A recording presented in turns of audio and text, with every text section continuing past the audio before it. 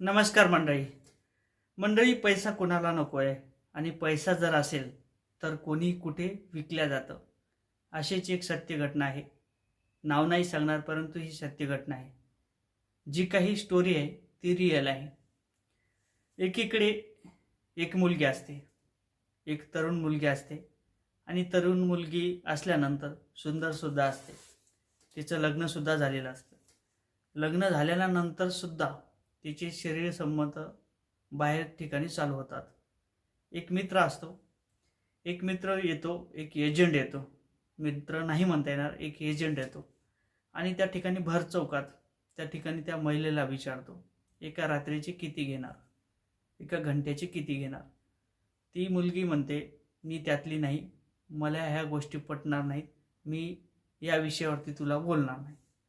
मुलगा म्हणतो, 2 तासाचे 10,000 रुपये देणार, त्यातले मी 5 कमवणार, तुला 5 देणार. मुलगी नाकार देते. मुलगी म्हणते, तुला एकदा सांगितलं ना, तुला समजत नाही का, मी त्यातली नाही. पुढे जाते मुलगी आणि तो एजंट असतो तो परत पाठीमागे येतो तिच्या.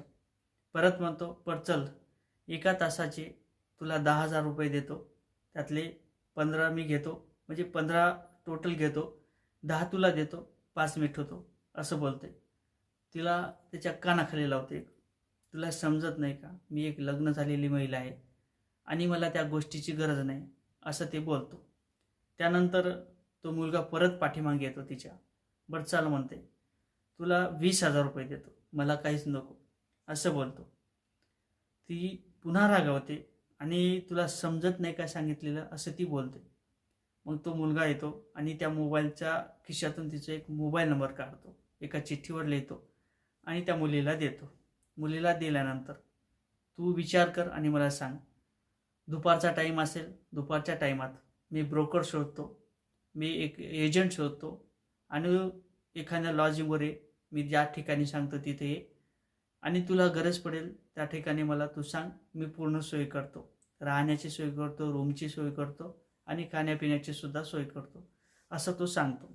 सांगितल्यानंतर महिला जी आहे ती एका 2 तासाचे 20,000 रुपये मिळाल्यानंतर किंवा मिळणार आहे म्हणून ती थोडीशी शांत राहते आणि तो मोबाईल नंबर घेते.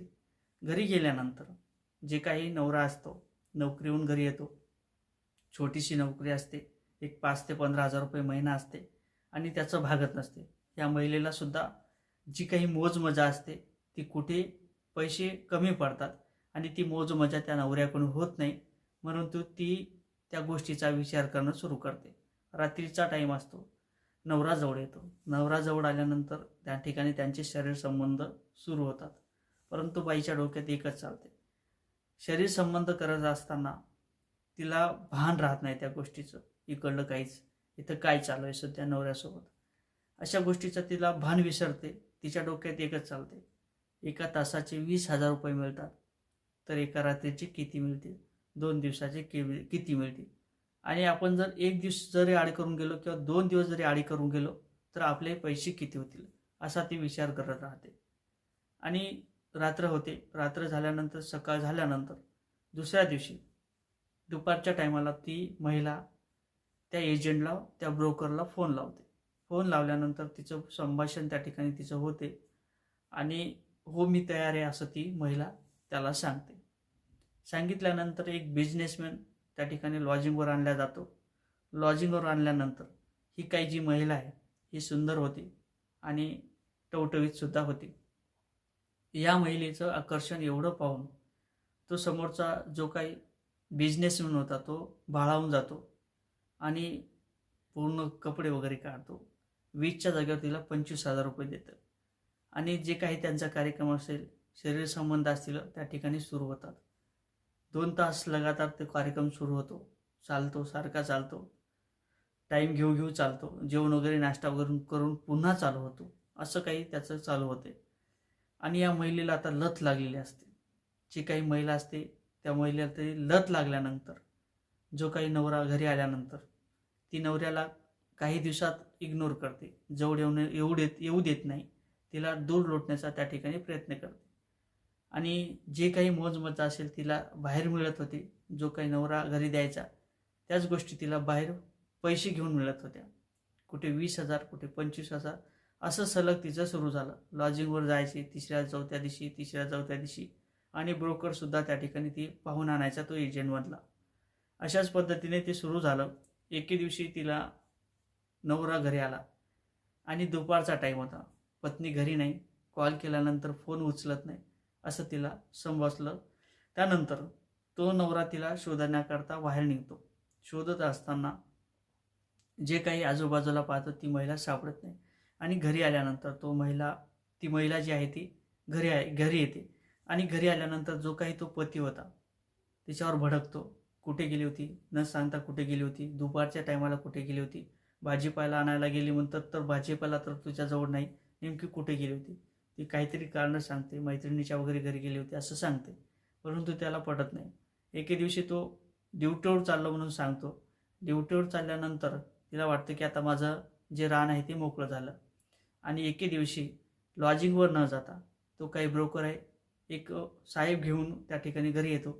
घरी आल्यानंतर तो नवरा जो आहे तिच्यावर ध्यान ठेवायला सुरुवात करते, कारण तर संशय आलेला असतो. संशय आल्यानंतर घरी आल्यानंतर एके दिवशी दुपारच्या टायमाला जो काही कार्यक्रम त्या दोघांचा सुरू झालेला असतो, ब्रोकरचा आणि त्यांचा एजंटचा, त्या ठिकाणी तो ब्रोकर आणि ती महिला पूर्णपणे कपडे नसतात, पूर्ण कपडे काढलेले असतात आणि त्यांचा तो कार्यक्रम सुरू झालेला असतो. कार्यक्रम सुरू झाल्यानंतर जी काही महिलेचा पती आहे त्या घरी येतो आणि त्या ठिकाणी रंगेहात पकडतो. रंगेहात पकडल्यानंतर तो काही जो ब्रोकर होता, जो काही साहेब होता, तो त्या ठिकाणी पळ काढतो. पळून गेल्यानंतर जी काही महिला आहे ती हातात पडते आणि रागाच्या भरात त्या ठिकाणी खून होतो. खून झाल्यानंतर दाबादाबीचा प्रयत्न त्या ठिकाणी केला जातो. जो काही पती असतो तो पती त्या महिलेच्या लाश असते त्या लाशला रात्रीच्या टायमाला बाहेर नेऊन टाकण्याचा प्रयत्न करते आणि अचानकच पेट्रोलिंगसाठी पोलीस त्या ठिकाणी तैनात असतात आणि रंगेहात त्या ठिकाणी पकडला जातो. त्यानंतर पुढील कारवाई त्या ठिकाणी सुरू होते. जे काही कायदा असेल, कलम असतील, त्या ठिकाणी त्यावरती लावल्या जातात. लावल्यानंतर जी काही त्यांना सजा होते, जी काही जन्मठेपी होते ती त्यानंतर सुरू होते. अशा पद्धतीने ही एक सत्य घटना होती. सत्य घटना असल्याकारणाने काही